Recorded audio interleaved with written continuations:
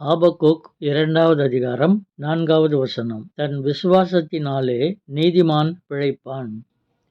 இந்த 2023ஆம் ஆண்டு அநேகருக்கு துக்கமான ஆண்டாக மாறிவிட்டது.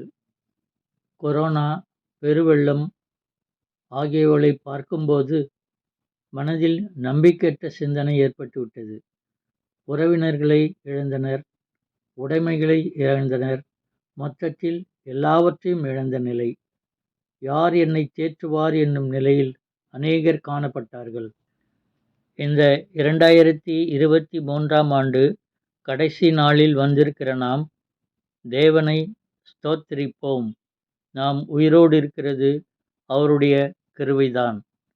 இப்போதும் இனி வருகின்ற 2024ஆம் வருடமும் நாம் நம்பிக்கையோடு வாழ்கிற வருடமாக இருக்க வேண்டும் என்று ஜெபிக்கிறேன். நாம் இயேசுவின் மேல் விசுவாசமாயிருந்தால் நாம் பிழைப்பதற்கான வழியை அவர் நமக்கு காட்டுவார். நாம் அவர் மேல் விசுவாசமாயிருப்போம். அவர் காட்டும் வழியில் சோர்வில்லாமல் செல்லுவோம். செய்கிற வேளையில் முயற்சியை கைவிடாதிருப்போம். கடினமாக உழைப்போம். நிச்சயம் நாம் இயேசுவின் கிருபையால் வருகிற வருடம் சமாதானமாக வாழ்வோம். ஆசீர்வாதமாக இருப்போம். ஜெபம். இயேசுவே, நான் எப்போதும் உம்மையே நம்பியிருக்கிறேன்.